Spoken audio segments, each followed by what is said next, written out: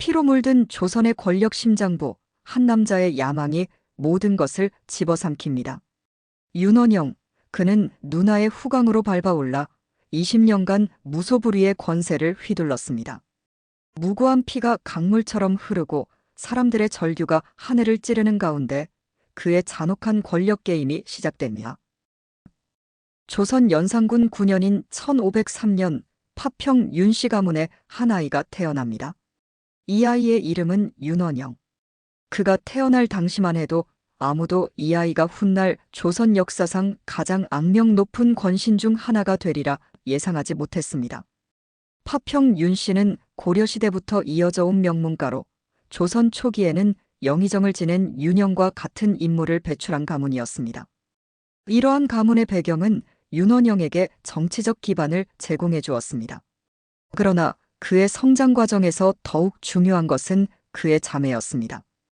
윤원영의 누나는 훗날 중종의 계비가 되는 문정왕후였고 이 혈연 관계는 그의 정치 생활에 결정적 영향을 미칩니다. 윤원영은 중종 28년 1533년 과거에 급제하여 관직에 나아갔습니다. 당시 조선은 중종 반정 이후 정치적 안정을 찾아가는 듯했으나 그 아래에서는 여러 정치 세력이 치열하게 경쟁하고 있었습니다. 특히 중종의 치세 중반부터 권력을 장악한 권신 김한로의 존재는 윤원영에게 큰 위협이었습니다. 윤원영이 초기 관직 생활에서 김한로에게 미움을 받아 쫓겨났다가 김한로가 실각한 후에야 다시 관직에 복귀할 수 있었던 것은 이러한 정치적 갈등 상황을 반영합니다. 그자는 천성이 교활하고 꾀가 많았으나 겉으로는 공손하고 온화한 척하여 남의 마음을 얻는 데 능했다. 조선왕조실록에 기록된 윤원영에 대한 평가입니다. 그는 정치적 감각이 뛰어났고 특히 위기 상황에서 기회를 포착하는 능력이 탁월했습니다. 김한로가 자신을 문정왕후와 연결시켜 제거하려 했을 때 오히려 선수를 쳐서 김한로를 몰락시킨 것이 대표적인 사례입니다. 이러한 정치적 술수는 그가 훗날 조정을 장악하는 밑거름이 되었습니다. 중종의 치세 말년 윤원영은 도승지의 자리에까지 올라 있었습니다. 도승지는 왕명을 출납하는 중요한 직책으로 이미 그가 상당한 정치적 영향력을 갖추고 있었음을 보여줍니다. 그러나 진정한 권력의 기회는 세자 문제를 둘러싼 정치적 갈등에서 찾아왔습니다.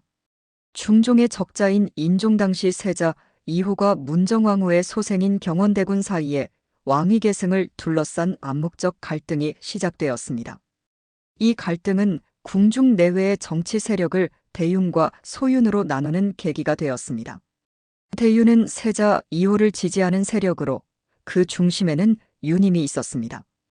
반면 소윤은 문정왕후의 아들인 경원대군을 지지하는 세력이었고 윤원영은 자연스럽게 이 소윤의 일원이 되었습니다. 그의 형 윤원로 역시 소윤의 중요 인물이었습니다. 그러나 윤원영은 형과는 달리 더욱 치밀하고 계산적이었으며 자신의 권력을 극대화하기 위해 모든 수단을 동원할 준비가 되어 있었습니다. 지금 세자께서 후사가 없으시니 이는 하늘이 경원대군을 위해 길을 열어주는 것이 아니겠습니까? 윤원영은 측근들에게 이러한 말을 자주 했다고 전해집니다. 그는 중종 말년부터 이미 권력 쟁취를 위한 포석을 놓고 있었습니다. 문정왕후를 통해 왕실 내부의 정보를 얻으며 동시에 자신의 정치적 영향력을 확대해 나갔습니다. 윤원영의 초기 정치 생활은 그가 얼마나 기회주의적이며 권모술수에 능했는지를 보여줍니다. 그는 자신의 혈연 관계를 최대한 활용하면서도 정치적 역량을 통해 위기를 기회로 바꾸는 데 성공했습니다. 이런 그의 능력은 중종 말년부터 인종 초기까지 그가 정치적 입지를 넓히는 데 큰 도움이 되었습니다.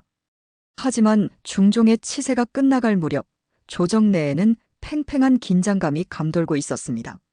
누가 차기 왕권을 장악할 것인지 그리고 그 과정에서 어떤 정치적 격변이 일어날 것인지 아무도 예측할 수 없었습니다. 윤원영은 이 불안정한 상황 속에서도 냉철한 판단력을 유지하며 자신의 다음 수를 계산하고 있었습니다. 그리고 마침내 1544년 중종이 승하하고 세자 이효가 인종으로 즉위하면서 조선 정치는 새로운 국면을 맞이하게 됩니다. 1544년 11월 중종이 승하하고 그의 적자 이효가 인종으로 즉위합니다. 당시 인종은 이미 건강이 좋지 않았고 소윤 세력은 이를 예의주시하고 있었습니다. 인종은 개혁 의지가 강한 군주였으며 살인파에 우호적이었습니다.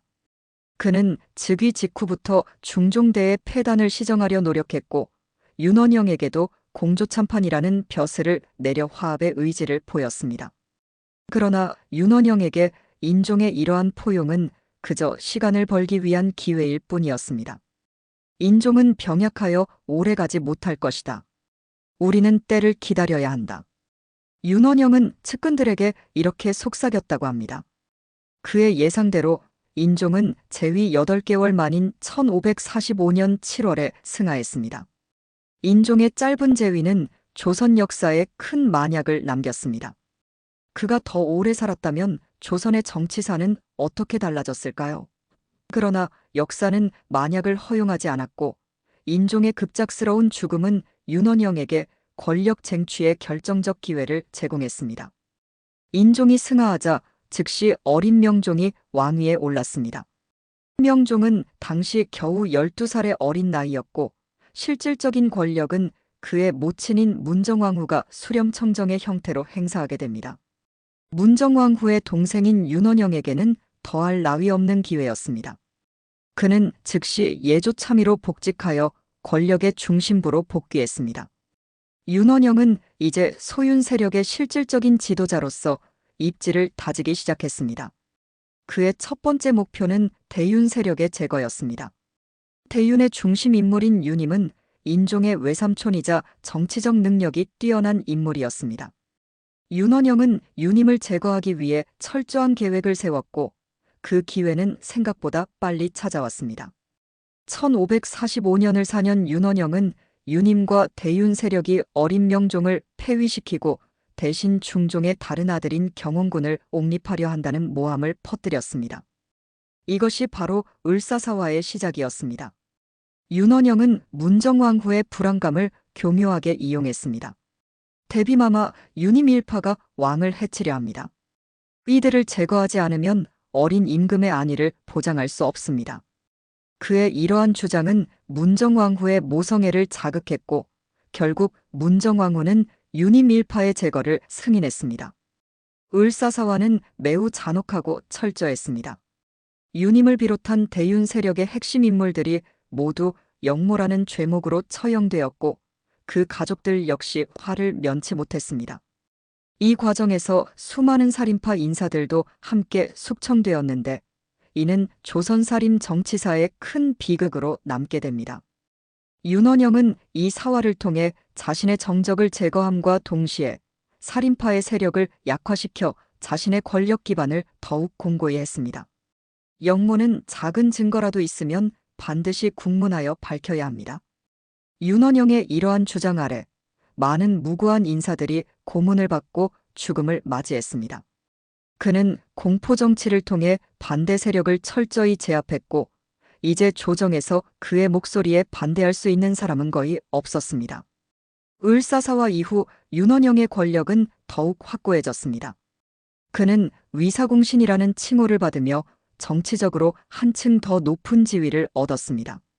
하지만 그의 권력 욕심은 여기서 그치지 않았습니다. 형 윤원로 역시 소윤 세력의 중요 인물이었지만 윤원영은 형의 존재마저도 자신의 권력에 위협이 된다고 여겼습니다. 문정왕후는 늙었으니 이제 곧 내 세상이다. 내가 하는 말이 곧 데뷔전의 말이다. 난 한명회와 같아서 날 따르지 않으면 모두 죽일 것이다와 같은 윤원로의 방자한 발언들을 문정왕후에게 전하며 결국 형마저 유배 보내고 후에 사사하게 만들었습니다. 이제 윤원영 앞에는 아무런 장애물도 없었습니다. 그는 명종을 허수아비 왕으로 만들고 문정왕후의 신임을 바탕으로 실질적인 국정을 장악했습니다. 어린 명종은 윤원영의 권력 앞에 무력했고 문정왕후 역시 동생의 권력을 견제하기보다는 오히려 그에게 더 많은 권한을 위임했습니다. 윤원영의 말이 곧 왕명이다. 당시 조정 대신들 사이에서 이러한 말이 공공연히 퍼졌습니다. 그는 인사권을 장악하여 자신의 측근들을 요직에 앉혔고 반대 세력은 철저히 배제했습니다. 이러한 인사전횡은 관료 사회의 부패와 비리를 심화시켰고 결국 조선 사회 전체에 악영향을 미쳤습니다. 을사사화와 그 이후 윤원영의 권력 장악 과정은 조선 정치사의 암흑기를 보여줍니다. 그는 자신의 권력 유지를 위해 국가의 이익을 희생시켰고 정치적 반대자들을 무자비하게 탄압했습니다. 그의 이러한 행태는 조선 정치의 건전한 발전을 저해했으며 훗날 동서풍당의 씨앗을 뿌리는 결과를 낳았습니다. 1550년대에 접어들면서 윤원영의 권력은 절정에 달했습니다. 명종 6년 1551년 그는 우의정에 올랐습니다. 당시 관례에 따르면 고위 관직에 임명되면 예의상 한 번은 사양하는 것이 관습이었는데 윤원영이 우의정직을 사양하자 영의정부터 3사에 이르기까지 모든 관료들이 윤원영만한 인물이 없습니다라며 상소를 올렸습니다. 이는 그의 권력이 얼마나 막강했는지를 보여주는 단적인 예입니다. 그는 마치 왕이 되지 않은 왕과도 같았습니다. 윤원영은 이후 영의정까지 오르며 조선의 최고위 관직을 모두 거쳤습니다. 그러나 그의 권력은 단순히 관직에 높고 낮음에 있지 않았습니다. 실질적으로 그는 국정의 모든 영역을 장악하고 있었습니다. 모든 관료의 임명과 진급, 죄수의 처벌이나 방면 등이 그의 손을 거쳐갔으며 심지어 명종조차도 그의 눈치를 돌 정도였습니다. 윤원영이 아니었다면 상께서 어찌 오늘이 있었겠소? 문정왕 후의 이 말은 명종에게 큰 부담으로 작용했습니다. 어머니의 비호 아래 절대적 권력을 휘두르는 외삼촌을 명종은 견제할 수 없었습니다. 그저 내심 그를 미워하며 때를 기다릴 수밖에 없었습니다. 권력의 정점에 선 윤원영은 이제 부와 사치를 극도로 추구하기 시작했습니다. 그의 뇌물수수는 상상을 초월하는 수준이었습니다. 뇌물로 받은 쌀이 너무 많아 썩어나자 유기그릇으로 대체했는데 그 유기그릇마저도 산더미처럼 쌓였다고 합니다. 한양에만 그의 소유의 대저택이 10여 채가 있었고 각 저택에는 노비와 곡식 등 필요한 모든 것이 완비되어 있었습니다. 뇌물을 가득 실은 배가 수도인 한양으로 정기적으로 운항했다. 당시의 기록은 윤원영의 부패가 얼마나 심각했는지를 보여줍니다.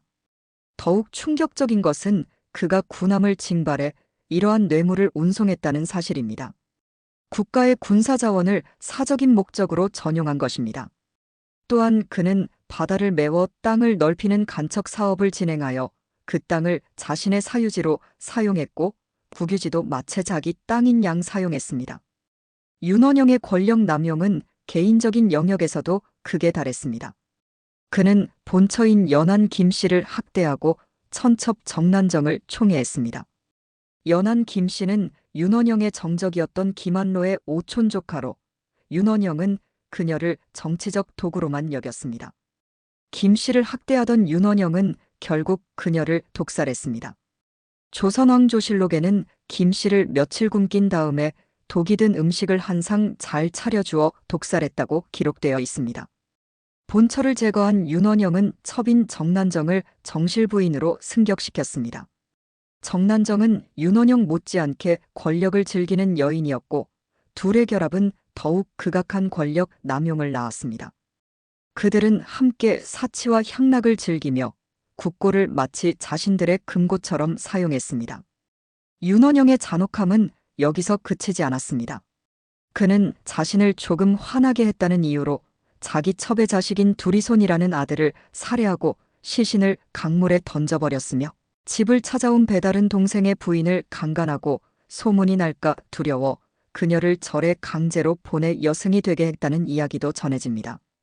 윤원영의 노비들도 기고만장해져 대낮에 민가를 약탈하고 부녀자를 강간했다.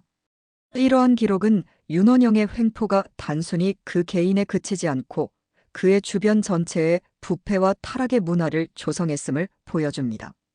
권력자의 횡포는 사회 전체에 악영향을 미쳤고 백성들의 삶은 날로 피폐해졌습니다.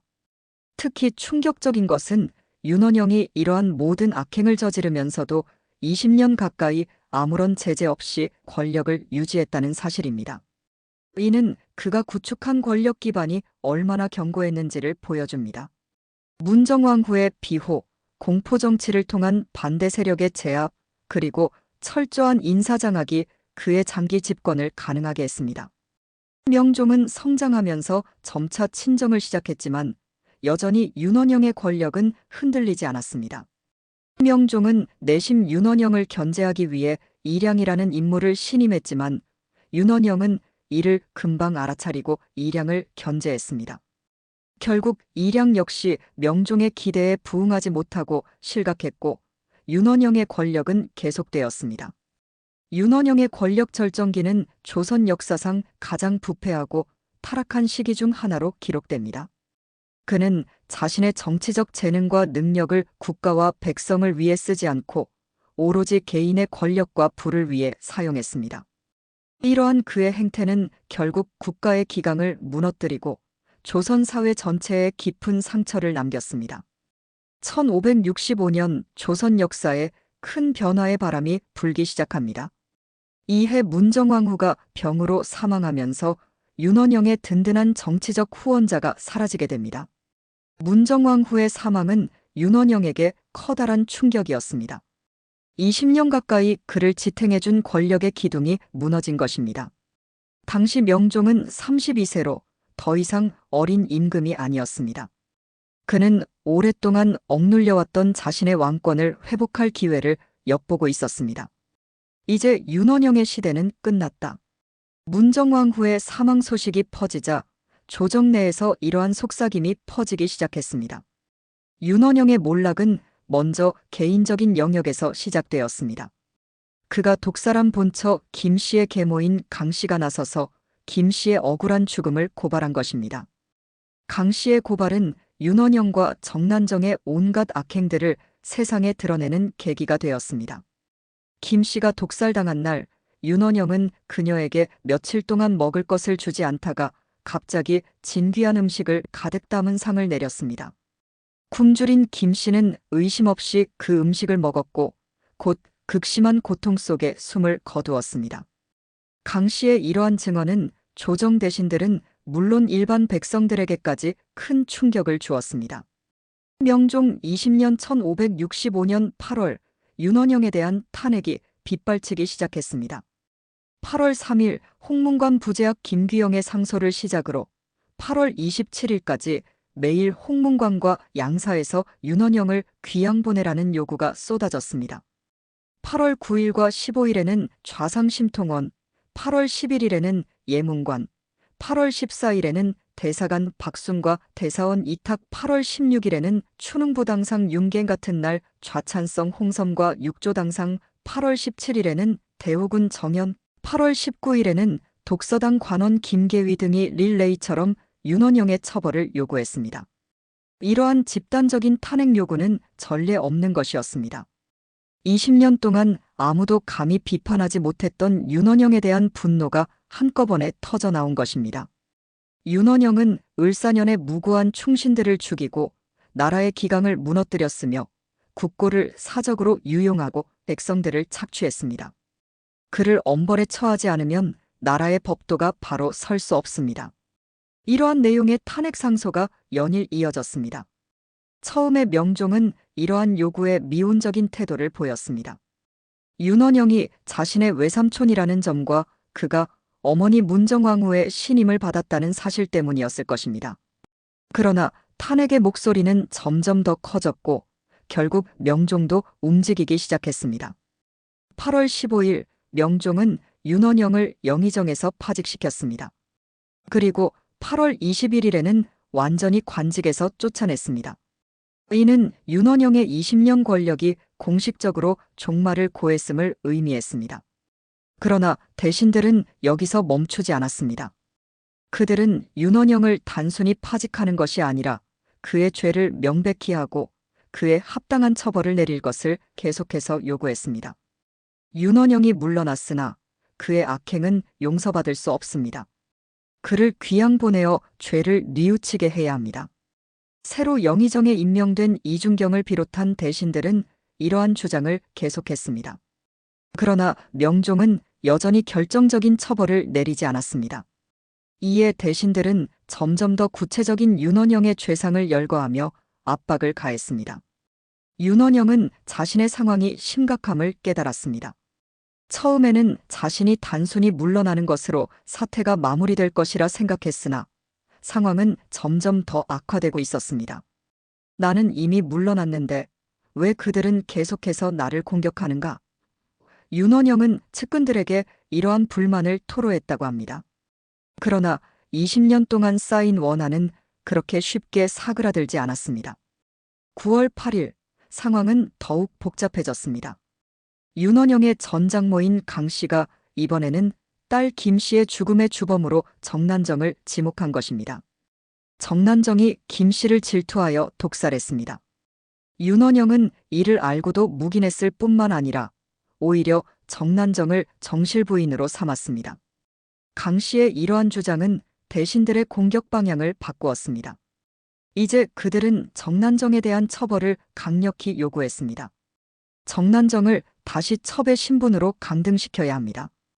대신들의 이러한 요구가 계속되자 결국 명종은 정난정을 다시 윤원영의 첩으로 강등시켰습니다. 그러나 여기서 멈추지 않고 대신들은 정난정을 잡아다 직접 처벌해야 한다고 주장했습니다. 저 여인은 단순히 첩의 지위로 돌아가는 것만으로는 그 죄가 용서될 수 없습니다. 반드시 법에 따라 처벌해야 합니다. 명종은 이러한 요구에도 여전히 미온적인 태도를 보였습니다. 이는 아마도 윤원영 가문과의 혈연 관계를 완전히 무시할 수 없었기 때문일 것입니다. 그러나 대신들의 압박은 계속되었고 조정 내의 분위기는 점점 더 격렬해졌습니다. 윤원영과 정난정은 이제 완전히 고립된 상태였습니다. 그들의 저택은 한때 권력과 부의 상징이었으나 이제는 그저 그들을 가두는 감옥과도 같았습니다. 20년 동안 그들이 누렸던 모든 특권과 호사는 한순간에 사라졌고 그들을 둘러싼 것은 오직 분노와 증오뿐이었습니다. 지난 20년간 윤원영에게 핍박받은 자들이 이제 그의 재산을 되찾고자 몰려듭니다. 당시의 기록은 윤원영의 몰락이 얼마나 급격했는지를 보여줍니다. 그가 부당하게 빼앗은 재산에 대한 소송이 빗발쳤고 조정에서는 이를 인정하여 각도의 명령을 내려 관원을 차출해 재물들을 본래 주인에게 돌려주게 했습니다. 이로 인해 윤원영 가문은 경제적으로도 큰 타격을 입었습니다. 윤원영의 몰락은 그가 20년 동안 쌓아올린 권력의 탑이 얼마나 허약한 기반 위에 세워져 있었는지를 보여줍니다. 그것은 오직 문정왕후의 비호와 공포 정치에 의해서만 유지될 수 있었고 그 지지대가 사라지자 곧바로 무너져 내렸습니다. 그의 몰락은 권력의 무상함과 악행이 결국 보응을 받는다는 역사적 교훈을 남겼습니다. 그러나 윤원영의 이야기는 아직 끝나지 않았습니다. 그와 정난정의 최후는 더욱 비극적인 결말을 향해 달려가고 있었습니다. 명종과 대신들 간의 팽팽한 대립은 계속되었고 그 틈에서 윤원영과 정난정은 점점 더 절망적인 상황으로 내몰리고 있었습니다. 그들의 20년 권력은 이제 완전히 역사의 뒤안길로 사라졌고 남은 것은 오직 그들의 악행에 대한 책임을 어떻게 물을 것인가 하는 문제뿐이었습니다. 5장 명종 20년 11월 13일 윤원영의 집에 비극적인 사건이 벌어집니다. 정난정이 남에게 제재를 받느니 스스로 죽음만 못하다라는 말을 남기고 독을 마셨습니다. 한때 조선에서 가장 권세 있던 여인 중 하나였던 그녀는 결국 스스로 목숨을 끊는 비참한 최후를 맞이한 것입니다. 귀가한 윤원영은 정난정의 죽음을 알게 되고 극도의 슬픔에 빠졌습니다. 그는 식음을 전폐하고 오직 울기만 하다가 결국 정난정의 뒤를 따라 세상을 떠났습니다. 윤원영이 강음에서 죽었다. 처음 윤원영은 문론을 입어 재상에서 파면되었는데도 며칠을 지체하며 머물러 있다가 동문교회로 나갔다. 많은 사람들의 분노가 그치지 않고 공론이 더욱 격렬함을 듣고 끝내 면하기 어려움을 알았으나 또 가산이 흩어질 것을 염려해 어둠을 틈타 부인의 행색처럼 밤에 교자를 타고 도성에 들어와 집으로 돌아왔었다. 이어 그의 첩 정난정과 더불어 강음 전사에 가서 거처하였는데 정난정의 죽음을 보고 드디어 분울해하다가 또한 죽었다. 조선왕조실록의 기록은 윤원영의 최후를 이렇게 묘사하고 있습니다. 윤원영과 정난정의 죽음은 조선 사회에 큰 반향을 불러일으켰습니다. 윤원영이 살인들을 풀베듯 죽이며 흉악한 짓을 있는 대로 다했는데 오래도록 천벌을 면하더니 금일에 이르러 마침내 핍박으로 죽으니 조야가 모두 쾌하게 여겼다. 실록의 이 기록은 당시 사회가 윤원영의 죽음을 어떻게 받아들였는지를 보여줍니다. 그의 죽음은 많은 이들에게 일종의 정의의 실현으로 여겨졌습니다. 윤원영의 죽음 이후 그에게 원한을 품었던 많은 사람들이 빼앗긴 재산을 되찾기 위한 소송을 제기했습니다. 조정에서도 이러한 요구를 수용하여 각 지역의 관원을 파견해 부당하게 빼앗긴 재산을 원래 주인에게 돌려주도록 했습니다. 이로 인해 윤원영의 가문은 더 큰 고통을 겪게 되었습니다. 그러나 흥미로운 점은 명종이 윤원영에게 위사에 공이 있다라는 이유로 3등의 장례를 하사했다는 사실입니다.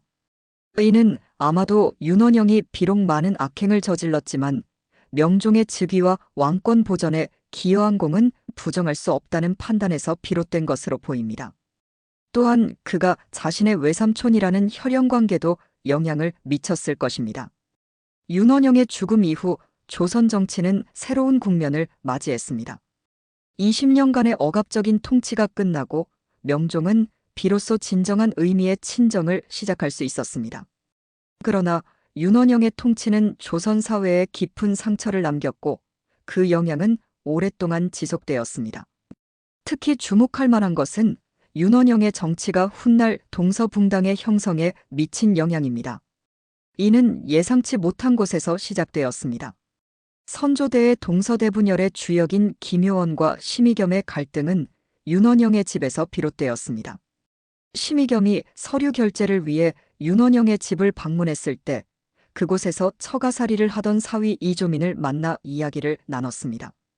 김효원은 이조민의 친구로 자주 그의 방에서 숙식을 했는데 심의겸은 김효원을 벼슬자리 얻자고 권력자 집에 드나드는 한심한 선비로 여겼습니다.